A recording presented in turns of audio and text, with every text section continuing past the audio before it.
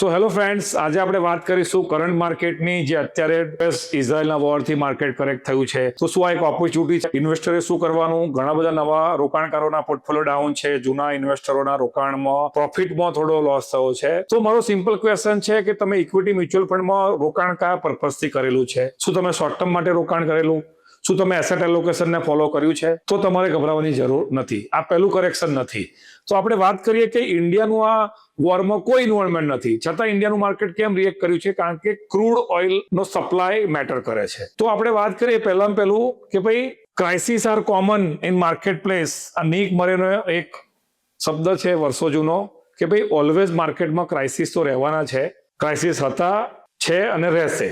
તો ક્રૂડ ઓઇલની વાત કરીએ તો તમે જુઓ, ક્રૂડ ઓઇલ 2008માં 140ના ભાવે હતું, ત્યાંથી એ કરેક્ટ થયું, પછી અપ થયું, પછી કરેક્ટ થયું, પછી અપ થયું. તો આ અપ એન્ડ ડાઉન ચાલ્યા જ કરે છે.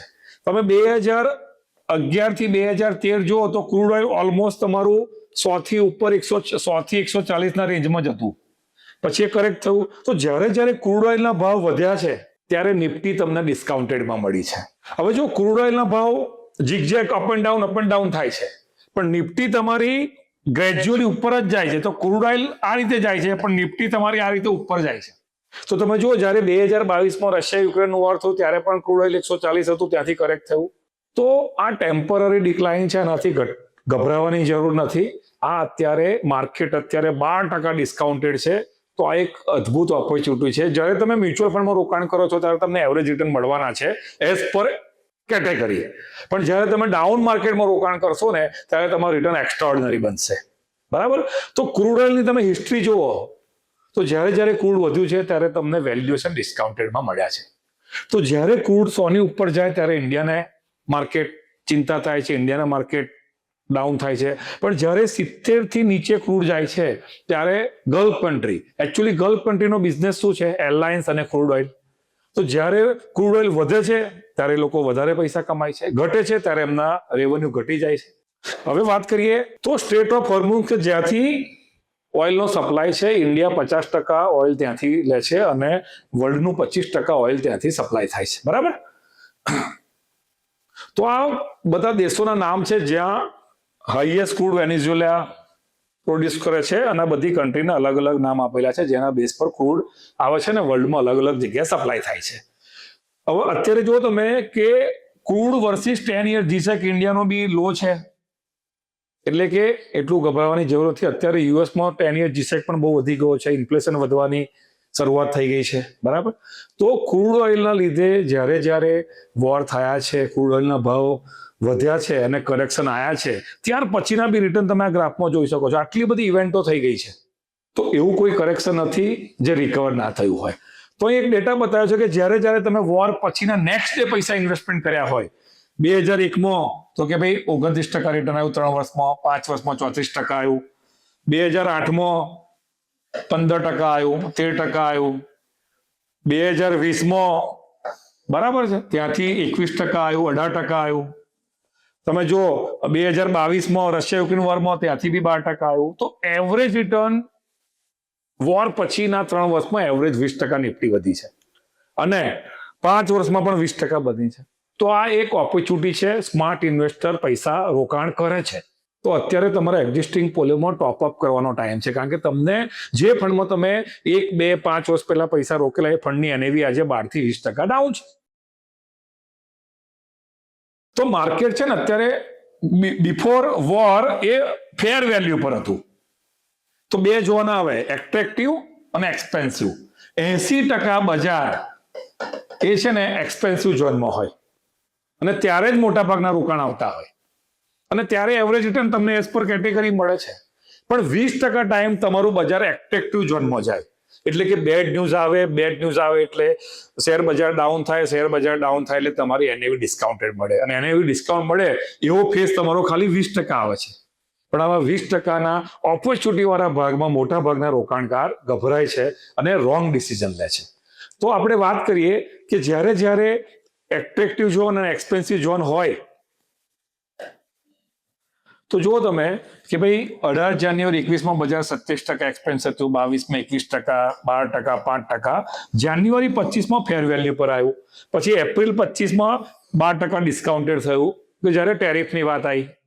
ત્યાર પછી પાછું જાન્યુઆરી 26 બજાર ફેર વેલ્યુ પર આવી ગયું અને ફેબ્રુઆરી મિડલમાં બધા જ ન્યૂઝ પોઝિટિવ થઈ ગયેલા, બજાર ફેર વેલ્યુ પર હતું અને અચાનક સડનલી 28 ફેબ્રુઆરીથી વોરના ન્યૂઝ આવ્યો અને બજાર પડ્યું.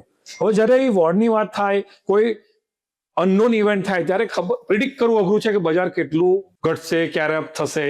તો અત્યારે બજાર કરેક્શન થયા પછી બી અત્યારે 10% અને એઝ ઓન 31 માર્ચ 26 12% ડિસ્કાઉન્ટેડ છે.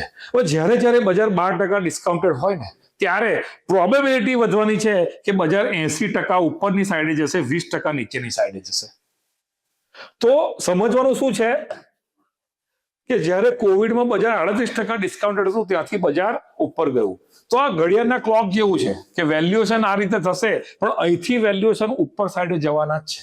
તો એ બતાવ્યું છે કે ભાઈ 10% ડિસ્કાઉન્ટેડ બજાર છે તો પ્રોબેબિલિટી 75% વધવાની છે. તો ઇક્વિટી મ્યુચ્યુઅલ ફંડમાં રોકાણ કરો ત્યારે ઇમોશન ડિસિઝન ના લેવાય, તમારે ડેટા પર કામ કરવું પડે અને જ્યારે વેલ્યુએશન સસ્તા હોય ત્યારે તમારે રોકાણ કરવું જોઈએ. તો અમે એક વેલ્યુ મેટ્રિક્સનું સોફ્ટવેર યુઝ કરીએ છીએ, એમાં એક આ ફેર વેલ્યુ બજારની બતાવેલી છે. તો તમે જુઓ, જ્યારે નોટબંધી થઈ ત્યારે બજાર 12% સસ્તું હતું, યુક્રેન રશિયામાં 12% સસ્તું હતું, લાસ્ટ યર 12% સસ્તું હતું અને કોવિડમાં 38% સસ્તું હતું. તો જ્યારે આવા વેલ્યુએશન ઘટ્યા છે ત્યારે એના પછીના 3 વર્ષમાં નિફ્ટીએ કેટલા ટકા રિટર્ન આપ્યા છે? 23 જૂન 22 થી નિફ્ટીએ 21%નું 3 વર્ષનું રિટર્ન આપ્યું છે. આજે પણ આવા માર્કેટમાં પણ. ત્યાર પછી 12 જાન્યુઆરી 22 થી પણ 12% આપ્યું છે જ્યારે વેલ્યુએશન ઉપર હતા. તમે જુઓ 2016માં પણ વેલ્યુએશન 3 વર્ષના 17%, 5 વર્ષના 17%, 10 વર્ષના 17%. તો હવે મૂળ વાત કરીએ કે ભાઈ જ્યારે તમે રોકાણ કરો ત્યારે એક બોરિંગ ફેઝ આવે અને એક બુલિશ ફેઝ આવે. તો બોરિંગ ફેઝમાં છેલ્લા 18 મહિના બોરિંગ ફેઝ ના હતા અને અચાનક સડનલી વોરના ન્યૂઝ આવી ગયા. તો આ હિસ્ટ્રી બતાવી છે 2011 થી કે ભાઈ 2011 થી 2013 13 મહિના સુધી તમારું બજાર 31% વધ્યું, નિફ્ટી 31% વધી. પછીના 13 મહિના બજારે રિટર્ન ના આપ્યા, પછીના 13 મહિનાએ બજાર રિટર્ન આપ્યા, પછીના 24 મહિના ના આપ્યા, પછીના 27 મહિના રિટર્ન આપ્યા, પછીના 17 મહિના રિટર્ન ના આપ્યા. તો છેલ્લા 18 મહિના રિટર્ન નથી પણ એના પહેલાના 16 મહિનાના રિટર્ન એક્સ્ટ્રાઓર્ડિનરી હતા. હવે 16 મહિનામાં સ્મોલ કેપ 70 થી 100% એને એવી વધી, મિડ કેપ 60 થી 80% વધી, નોર્મલ ફંડો 40 થી 65% એને વધી. હવે તમે સિમ્પલ વિચારો, જે ફંડ 16 મહિનામાં 50% થી 100% વધી શકે તો શું bad news, bad market, global ઇવેન્ટમાં 15-17% ડિસ્કાઉન્ટ ના થઈ શકે? તો આ તમે જો 2011 થી અત્યાર સુધીમાં કેવા પૈસા બન્યા છે. તો સાહેબ, ઇક્વિટી માર્કેટ હંમેશા સાયકલ બેઝ ચાલે છે અને ઓલવેઝ બજાર નવા રીઝનથી ડાઉન થાય છે. તમારે જો ઇક્વિટી મ્યુચ્યુઅલ ફંડમાં પૈસા બનાવવા હોય તો તમારે નક્કી કરવું પડે મારા કેટલા ટાઈમના પૈસા છે ને એના આધારે તમારે ફંડ સિલેક્શન કરવા જોઈએ, એટલે કે એસેટ એલોકેશન કરવું જોઈએ. અને જ્યારે તમે એસેટ એલોકેશન કરો છો ત્યારે તમારે કોઈ ગભરાવાની જરૂર નથી, સમય આપવાની જરૂર છે. નોર્મલ ઇન્વેસ્ટર પીપીએફમાં 15 વર્ષ આપે છે, ઇન્સ્યોરન્સમાં 20 વર્ષ આપે છે, એફડીમાં 7 વર્ષ આપે છે, પણ ઇક્વિટી મ્યુચ્યુઅલ ફંડમાં 3 વર્ષ આપવા તૈયાર નથી. તો ડેટા બતાવ્યો છે કે ઓક્ટોબર 24 થી અત્યાર સુધી ફંડોના રિટર્ન નથી. Flexi cap, small cap, mid cap, large mid cap, તો રિટર્ન નેગેટિવ છે. પણ તમે જુઓ મે 23 થી સપ્ટેમ્બર 24માં એક વર્ષમાં કેવા રિટર્ન બન્યા? 49%, 46%. એવરેજ તમારા 40 થી 55%ના સીએજી રિટર્ન ફક્ત 16 મહિનામાં બન્યા. પણ જ્યારે તમે 2021 થી 23 સુધીના રિટર્ન જોશો ત્યારે રિટર્ન નતા બન્યા. તો આ 17-18 મહિનાની સાયકલ ચાલતી હોય છે. પણ તમે 2011 થી 2026 નોર્મલી 15 વર્ષ તમે રોકાણ કર્યું હોય તો તમારા પૈસા 6.5 ગણા બન્યા. લાર્જ મિડ કેપ કેટેગરીમાં, ફ્લેક્સી કેપ કેટેગરીમાં 8.5 ગણા પૈસા બન્યા, સ્મોલ કેપમાં 20 ગણા પૈસા બન્યા, 16 થી 20 ગણા, મિડ કેપમાં 8 થી 11 ગણા પૈસા બન્યા, સેન્સેક્સ તમારો 4.5 ગણા બન્યો. તો સિમ્પલ મેસેજ છે, છેલ્લા 1.5-2 વર્ષના રિટર્ન જોઈને કોઈ ડિસિઝન ના લેજો. જે ક્લાયન્ટ 21 થી 23માં રિટર્ન નતા એને એક્ઝિટ થઈ ગયા, એ આજે બી રોકાણ નથી કરી શક્યા. તો અત્યારે ગભરાવાની જરૂર નથી, આ ઓપોર્ચ્યુનિટી છે. ડેટા પર કામ કરો, જુઓ.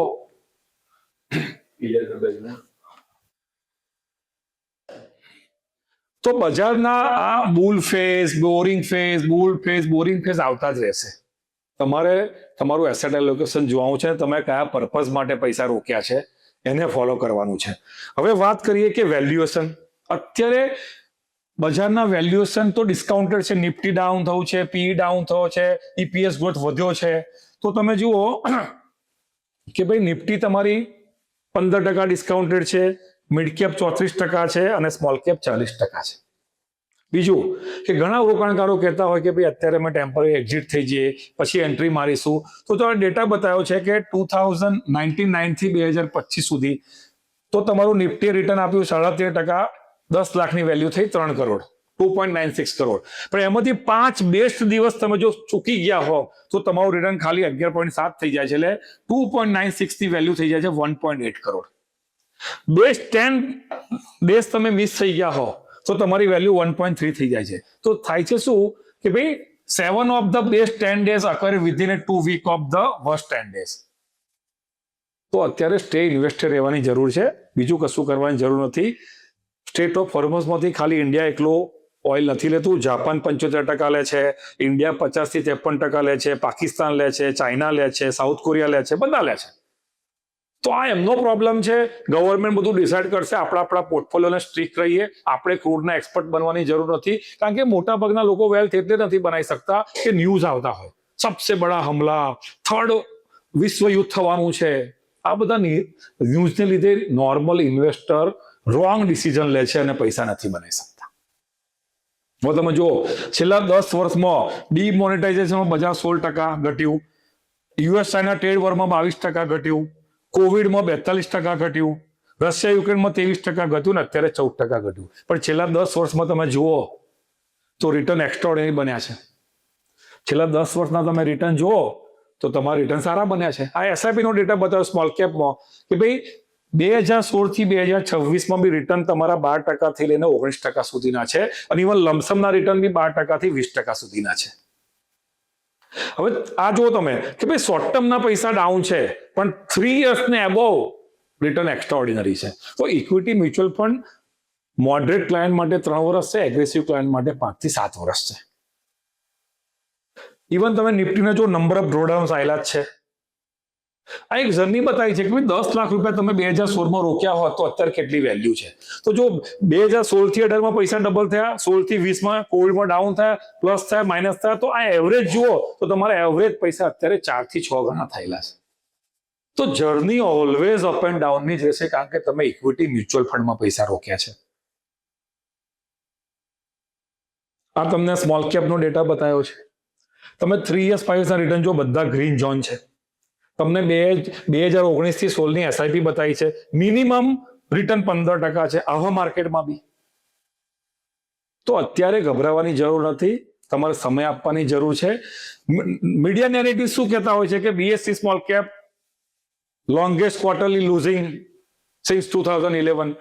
રિયલ ડેટા જુઓ તમે કે 2011 થી 2026 સુધીમાં તમે એસઆઈપી કરી હોય તો સ્મોલ કેપ ઇન્ડેક્સે 14% રિટર્ન આપ્યું, નિફ્ટી 500 12% આપ્યું, પણ તમે એસઆઈપી ના રિટર્ન જુઓ તો આમાં બી એવરેજ 15% રિટર્ન બન્યા છે. ક્યારે? ઓલરેડી બજાર કરેક્ટેડ છે. 3 મહિના પહેલા જુઓ રિટર્ન 18% હતા. તો અત્યારે ગભરાવાની જરૂર નથી, પેશન્સ રાખવાની જરૂર છે. તમારા પહેલું સ્ટેપ, એક્ઝિસ્ટિંગ પોર્ટફોલિયોમાં કોઈ એક્શન ના લેજો. સેકન્ડ સ્ટેપ, જો તમારી જોડે આવનારા 2-3 વર્ષ માટે લિક્વિડિટી હોય, એક્સ્ટ્રા મની હોય, તો તમે તમારા પોર્ટફોલિયોમાં એડ કરી શકો છો. હિસ્ટ્રી જો જ્યારે જ્યારે આવા કરેક્શન આવ્યા છે, રોકાણ કર્યું છે, પૈસા બન્યા છે. કોવિડમાં બજાર હંમેશા એડવાન્સ પ્રિડિક્શન કરી નાખે છે. કોવિડમાં શું થયું? 23 માર્ચ 2020 ના રોજ બજારમાં લોકડાઉન સ્ટાર્ટ થયું, બજારે બોટમ આઉટ બનાવી દીધું. ત્યાંથી બજાર વધતું ગયું, પણ કોવિડના કેસ બી વધતા ગયા, કોવિડના ડેથ બી વધતા ગયા. તો અમને એવું લાગે છે કે આ બજારે ડિસ્કાઉન્ટ બનાવી દીધું છે, અહીંથી રોકાણ કરવાની અદભુત તક છે. અમે ઓલવેઝ કોવિડના ટાઈમમાં, રશિયા યુક્રેનના વોરમાં, એની પહેલા બી number of webinar, physical event, online event. અમારો ઓબ્જેક્ટિવ છે અમારો ક્લાયન્ટ જાગૃત બને અને રાઈટ ડિસિઝન લે રાઈટ ટાઈમમાં. તો અમારી સોશિયલ મીડિયાને ફોલો કરો, ઇન્સ્ટાગ્રામને, યુટ્યુબને, લિંક્ડઇનને, જેથી કરીને તમને રેગ્યુલર મેસેજ મળતા રહેશે. અમે રેગ્યુલર આવા અપડેટ આપીશું જેથી કરીને તમને નોલેજ મળી શકે. Thank you very much. Mukesh Patel, ખુશી વેલ્થ.